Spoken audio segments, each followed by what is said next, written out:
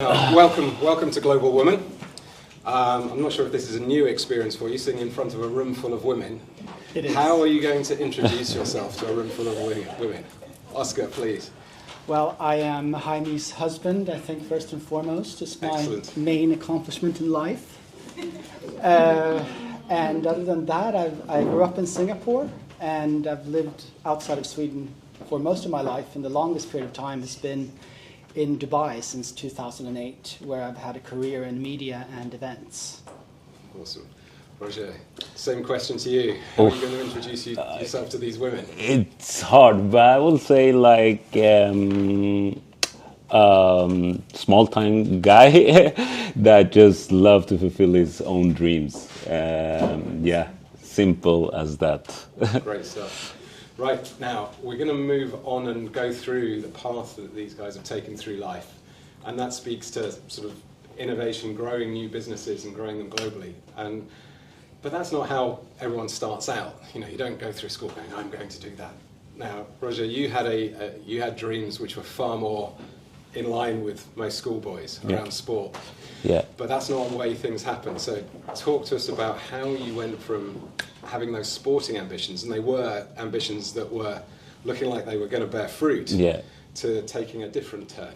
Yeah, I mean, basically everything started as a young adult. I have my dream as a football player, and I was really good in football. I mean, I got signed when I was 16, and everything looked amazing. You know, I never had any setback in my sports journey. You know, and when I first got my first setback when I was 19, it was huge, and it was devastating for me, and I couldn't fulfill my dream. But luckily, when I was in Stockholm, I'm usually from Västerås. It's a small town, like 50 minutes out from Stockholm. I got scouted from a modeling agency, so to speak, and that world was like totally random and so far away from my reality. So I was not sure if that was my right path. I still identify me as a football player, and it was really hard to get that or to not accept that anymore. So I think something that I learned through this journey was like never identify yourself what you are doing, because you're more than that. And I think when I started my modeling journey and why it went pretty well was like I had an easy approach to it. It was more in the sense of like meet new people, try something new, and don't expecting so much and put so much pressure on myself, I would say. Now that's great, but I'm going to delve a little bit into what was going on around you. So you've just shown us that you had an open mind. Yeah. Something came down the street completely unexpected, which you could have brushed away. Yeah. No, but you went, yes, I'm going to see where this goes. But what was going on around you? Because the people around you would have also been behind you in taking this sporting journey. And suddenly you're asking them to go on take a different Yeah, of course. I even asked my parents, I was like, yeah, I'm going to become a model. And they was like, no, you're going to school, So, of course, it was always obstacle. And I think as a parent to a child, of course, they didn't get the same opportunity while they're moving to Sweden. So school was, of course, the priority. Yes. And me as a young adult, I was always doing things that I liked. I had always been like that. And my siblings was more in the sense of the good children that went to school, university and everything. And I was always the guy that just want to have fun and do things that I like, and was passionate about. So it was pretty hard to ask people for advice, because all my surroundings was just like, no, but just do the safe thing. Go to school, educate yourself, or modeling. Who would do that? Who can even accomplish that? It's so far away. And nobody had the knowledge about that. So, I mean, I do understand why my surrounding was like that, but I couldn't get the perspective of, if somebody gets an opportunity, why should we impose like negativity into that instead of like having an other approach try it and let's see, you know, what's happened. Go for it, you know, that kind of mindset instead of like just killing my my vision and my dream to, go. So despite the dissenting of voices around you Yeah. saying, no, this we know Yeah, better, this is what you should be doing, exactly. you were listening to yourself and saying, no, I'm going to follow this opportunity. Yes. Phenomenal. Yeah. Thank you very much. Thank you. Now, Oscar, you know, you touched on something already that, you know, you spent your formative years in Singapore. There's a lot more to your story than just Singapore. We've touched on Ethiopia as well, but there's more than that. Your life has also been an object in following what came in front of you and seeing where it led. So please, you know, follow. I guess my story is a little similar to yours. Mm-hmm. So when I grew up in Singapore, I was one of the top tennis players. And I thought I was going to become a tennis professional. And I moved back to Sweden when I was 15. And my father had already told me, he said, like, the chances of you becoming a professional tennis player is practically zero. But I didn't want to believe him. But then I moved back to Sweden and I realized he was very correct. I could not even beat the women or the girls of my same age group. So I had an identity realignment that was required. And I have been very lucky in life in all aspects. And I heard my wife describe me as goal-oriented, which I wouldn't describe myself as. I think nothing has ever turned out the way I planned. And I think I attribute the success that I have had being able to jump on the opportunities that have presented themselves to me. And to mention my father again, he has a saying that he said that opportunities are long in the, what do you call this part of the luggen? Yeah, in the cortex, in the brain. The hair. Ah, okay. They're long in the lug, but they're short in the back. Like when you see an opportunity and you jump on them, you can grasp them. But if once they pass, it's difficult. And I think the story with my wife, when I went to Ethiopia, I never expected to meet my life partner there, but I saw her and I knew immediately that we would spend our lives together. And I didn't doubt. And it's been the same with my career. I never intended to work in media or events. But opportunities presented themselves, and I always jumped on them, and it's turned out well so far. Yeah, so there's definitely a first message around when opportunity presents itself. If it's of interest, follow it. See where listen to yourself and not necessarily the noise around you. Now, there's a we've only really just scratched the surface in terms of your journeys. Now, Roger, you've started your own business, and are enjoying that journey. How did that start? Where did that idea come from? It's a funny one. Actually, it came from my mom, to describe it in on the surface. When I was entering the fashion scene, so to speak, I saw a lot of things backstage. And when you're coming into a new world with fresh eyes, you observe everything. So for me, I was the guy that was asking a lot of questions. So I was just like, okay, but the makeup artist didn't maybe know how to take care of curly hair. So I was like, okay, but that's so weird. Why? We are shooting a million production here. How can we not have, all the things that the modelings need to be in the right position, in the right shape for the shoot? It doesn't make any sense, So I just observed everything around what's happening backstage, and I could see also in terms of products that was not suitable for every ethnicity. So if we speak about makeup, for instance, they didn't have every shade for every color, for the models. And I also saw the models was bringing their own makeup to those kind of big production, and I thought it's not right and it's not supposed to be like that.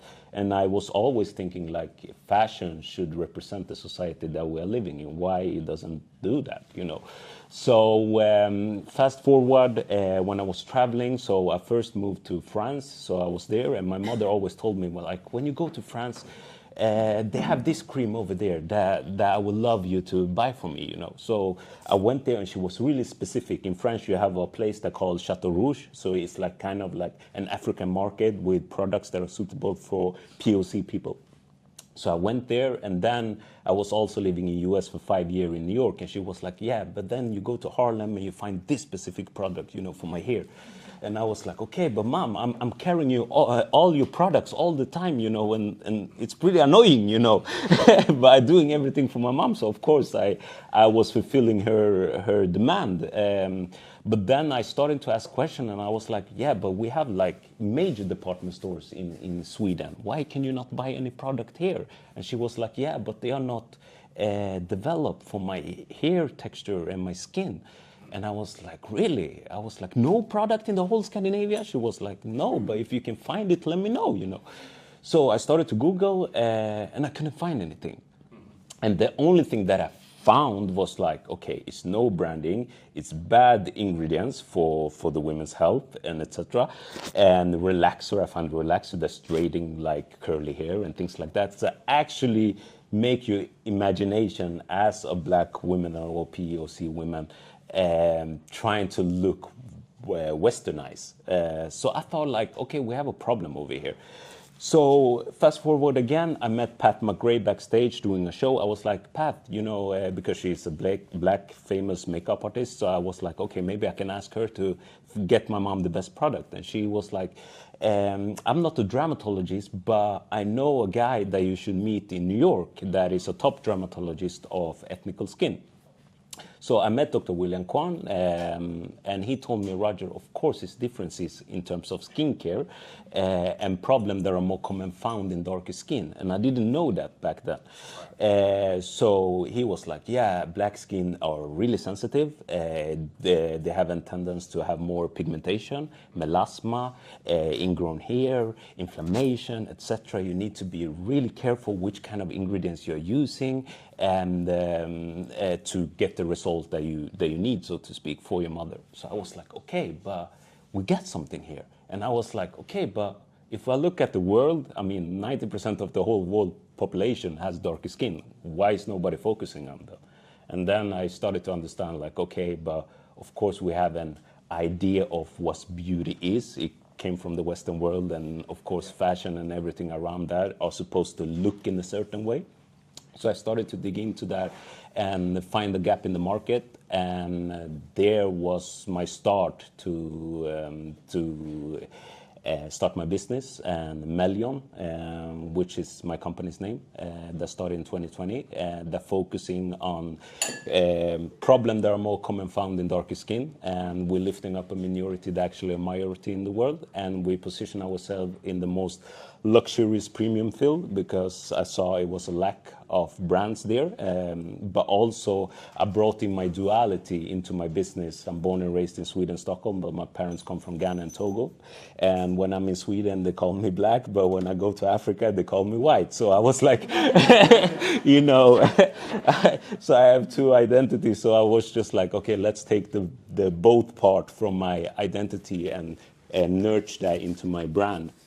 And since we've been launched, 2020, in the end of the year during the pandemic, yeah, it was skyrocketing. I mean, today we are in 58 stores around the world.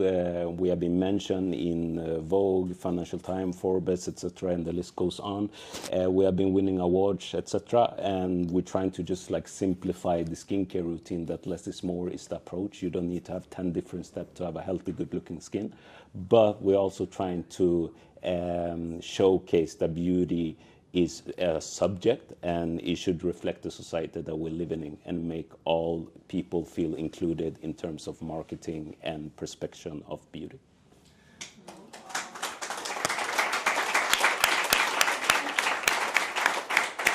I love that story. Thank you. I'm going to pull out a couple of things that I heard there. First one is curiosity. Yeah. So, you know, you saw, you were observing something, but rather than sit there going, well, that's just the way it is. You know, curiosity. Why is that? What's happened? Why? And understanding why things have come about that way. But then more than that, looking opportunity. what opportunity does that give me? Where's a gap that I can fill, and finding that gap and filling it. So, Oscar, we had some good conversations while we were in the lounge next door, and you ladies were meeting. So I know you've also been just seeing what comes up in front of you. So please, I know that you've been working on putting your own things together out of necessity. Please tell us how that started, how you jumped on an opportunity that then got pulled out from underneath you, and where that's led you to now. Well, my career has really been only working in large organizations, and just want to comment on, many times it's about seeing opportunity and jumping on them, but I always say that sometimes the most difficult thing is the not getting stuck part. It's not the moving on. You see an opportunity, you got to take it, but as much to not just stick to what you have. And sometimes you get forced out of your comfort zone, and that's what happened with me. I was recruited to launch a very big event in Switzerland, and only after 3 months of the new position, they scrapped the whole project, and I had left my job with the Dubai government for that. So again, I'm trying to make the best of the opportunity and working with various governments around the world to do my own forum and think tank. We did called the Global Strategies. We're partnering with governments, the UK government, the French government, the Qatar government, bringing together different industries with academia to talk about bigger questions and challenges when it comes to technology and design. So there's a couple of things in there though. So firstly, you were presented with an amazing opportunity. You were describing this to me, and I think you've probably underplayed it a little bit. I completely understand why you jumped out of the job you had, took a job in a completely different country, and were throwing yourself into that. It was an amazing opportunity that probably only comes up every now and again. But now, once that was taken away, and you then go, right, what do I do now? There's an element there of you're looking at what you had, what was already in your locker, what's in your briefcase, as it were, that you can leverage. So you've just reeled off that you've done all these things with governments. Now, I couldn't do that because I don't have the background, I don't have the contacts. How did you go about starting that work? Because you've managed to pull some amazing people into forums, and where do you think this is going to go? I think I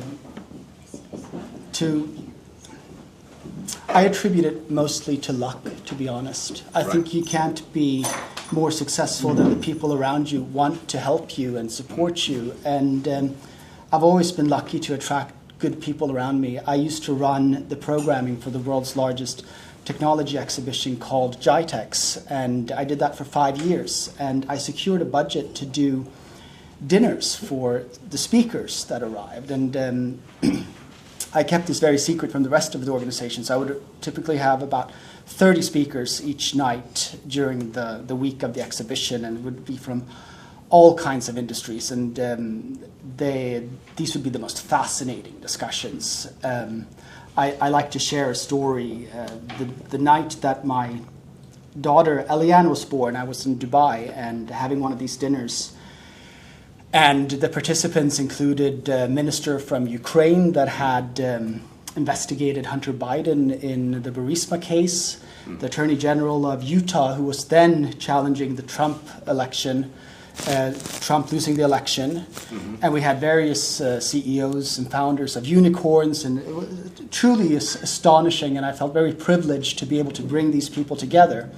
So last year in 2024, when I was starting out the Global Strategies, I thought, I have such an incredible network from so many different industries that I want to keep this going. And instead of just doing a dinner, I want to do a day of roundtables, having interesting discussions that are not based around companies trying to pitch products or selling themselves in some ways. But I got it funded by a social club in a private club in Dubai, and just out of the sheer luck, one of the guests that came along was then a member of Parliament. And she invited me to do a 3-day program in the UK House of Lords. Mm-hmm.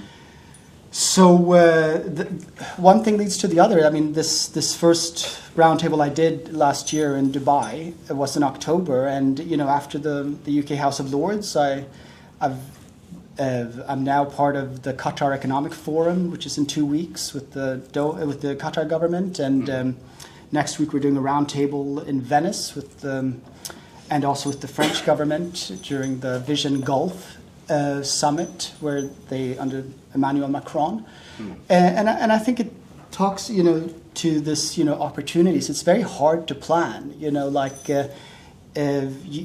sort of get momentum and you build on it, and it's so much is, I think, circumstantial and seeing opportunity and leveraging it. Yeah, no, and in listening to you, the things I want to pull out are, you have the thing that you have, the bit that what I wanted you to say and you did was this phenomenal network that you've built up over the years. So the reason I couldn't do what you've done, is because I don't have that network. And the next thing is, having got that network and go, what do I do now? What I heard was that you thought, well, getting these people together and talking about these particular subjects is going to be of value. It's going to generate value. So Brendan did Stratolog. And it is. Those people are coming in and seeing that value and joining you, and you're building momentum. And it's not that you've gone, right, I need to do something to earn some money. How can I get some money? It's how can I generate value for that network that I'm pulling in? Yeah. And then I'll see where it goes. I think my philosophy in life with everyone I meet, first of all, concern yourself how you can provide value for them. Because I think that is of benefit to you ultimately. Like whether we acknowledge it to ourselves or not, when we operate, we always think somehow, how can these people be useful to me? But if you instead look at how can I be useful to them, you will attract the right people to help you. Yeah, and those people will see, if they see that value, they will be going, great, this guy's providing value for me, I will go and work with him. Fantastic, thank you. Now, we've touched on some great paths that you've had. Now, there's a journey that continues. Roger, you're talking about being in 58 stores. Yeah. And I presume that's not just in Sweden. No. So you're already operating globally. Yeah. Next time we meet, I want to hear that it's over 100, by the way. Yeah, of course. We always need to strive higher. Yeah. But in terms of moving out of your local area and expanding globally, how did you have to think about that? What was different that allowed you to be able to go beyond what you knew around you and move into that global sphere? I mean, I think my philosophy, I've always been learning by doing. In the end of the day, of course, you can always study other brands and look what other people have done, but it will never be the same for nobody. Everybody has their own journey in the end of the day. So, I mean, it's always good to take advice and don't fall into the kind of rookie mistake they have done. But in the end of the day, you need to pave your own destiny, so to speak. So for me, it was more in the sense of be a bit naive. I think naive is interesting word, and I like to operate around it because it gets you to be curious and fearless, because you don't know what is around the corner, so to speak, to either destroy your business or put the obstacle against your business, etc. So I think it's good to be a little bit, naive. Yeah, and the curiosity was in there again. And I'm going to rewind a little bit, but I've heard Mirella speak before, so I know she uses these. So if it's repetitive, then it's worth doing it just to make sure it is repeated and you hear it again. Otherwise, for the first time, there are two phrases that she uses, two phrases she goes back to, which speak to what we've heard just now. First is she talks about an Albanian saying, which is, while clever people are thinking about it, stupid people have done it. So, You know, Are we it's stupid? sorry. Are we stupid people? Well, no. And the second phrase is something that Richard Branson has been quoted as saying, which is first I do it, then I think about it. And ultimately, they're both saying the same thing, which Roger's highlighted, which is action. Take action. You can sit there thinking about it for as long as you like, but someone else might come along and do it and steal it from you. So take action and then see what you learn. I think that's definitely, it's a good phrase. Yeah. Okay, great. So, Oscar, I'm keen to hear, if you, with what you're doing at the moment, and now striking out on your own, do you have a vision for where it goes? Do you have goals? Your wife described you as being goal-orientated. And if so, you know, what happens, what does that path look like? And I guess there's another, where I'm without wanting to lead you too much, where I'm going with this is great to set goals, but you know, sometimes you have to step back and go, maybe those goals aren't right and I need to reset. I have to admit that, like, to the extent that I'm goal-oriented, I keep a very short horizon. Like, I really just think like 3 months ahead to make that successful and see where it goes from there. I love the saying from Robert Evans that goes, planning is for the poor. I don't think everybody understands that. You know, like... I'm sorry, what did you say, planning? Planning is for the poor. It's for the poor. Got it. And I think what he means by that is that you've got to have faith and make the best of the situation, and it's always where I've been. Like I don't believe in miracles; I depend on them. And right now it's full on until June, and there are ideas long term, but I think it is many times having too clear of a goal and it will restrict you actually. Yeah. There's a couple of things I wanted to say on that around. I love that I've not heard planning is for the poor, but I'm going to go back to my time at university. I really heard that, and I believe it. I believe it. There's one of my best friends at university. We were flatmates. He didn't do very well at university, and one of the reasons was every year it would come to around Easter and exams were coming up, and he would produce this work of art which he would put on his wall, which was his revision planning schedule. By the time he got it up on the wall, by the time he perfected it, he was already behind, and he'd have to re-plan it. And if he'd have spent the same amount of energy revising without structure as he did in putting the plan together, I'm sure he'd have done a lot better. The second one is I was lucky enough to work with some guys at JP Morgan who'd come out of the British Army, and they thought about things differently because of both their army training and also their army experience.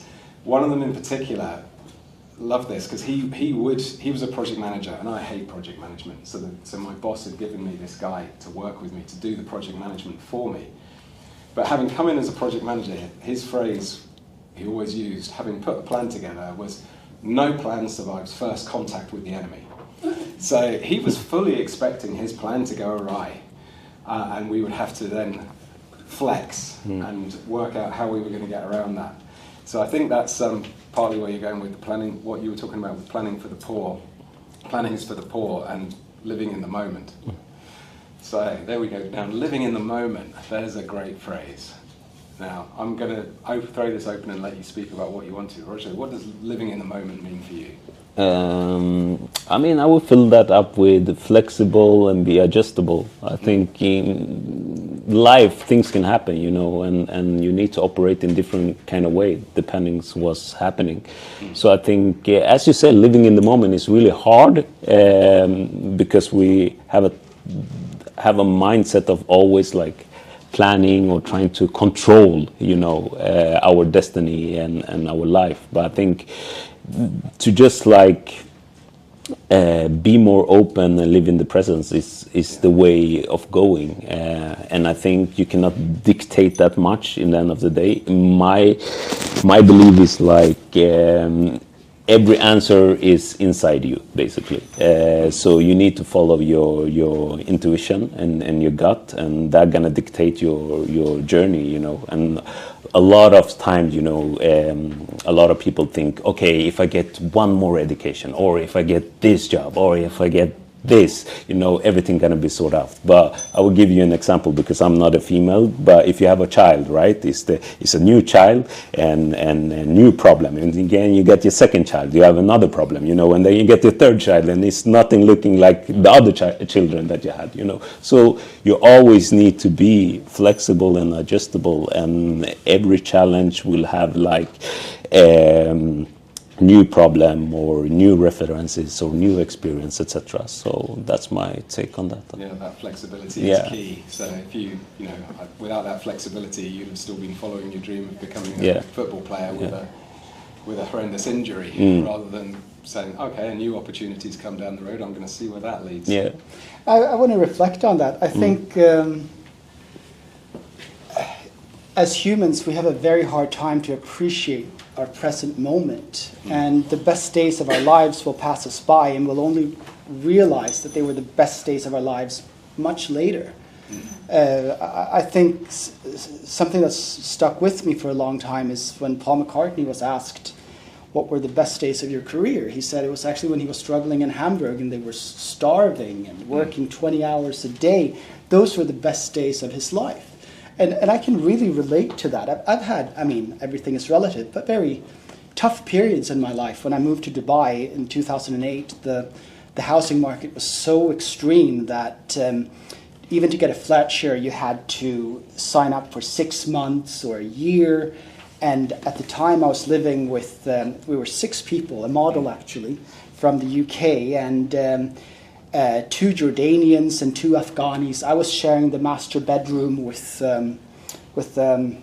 one man, sharing a kitchen, and it was rough. And I was 30, 2 master's degrees, having moved from London, from the Financial Times, and it was like the living conditions were very tough. But you know, it didn't take very long, many years, until I like looked back and said, those were the best days of my life. Like that's when it was happening, you know.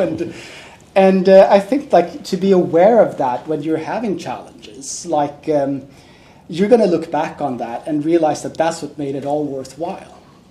So the challenges are what doesn't kill you makes you stronger, I guess, as well. Yeah, I mean, can you imagine a life where you didn't have challenges? Like, what stories would you have to tell at the end of it? No.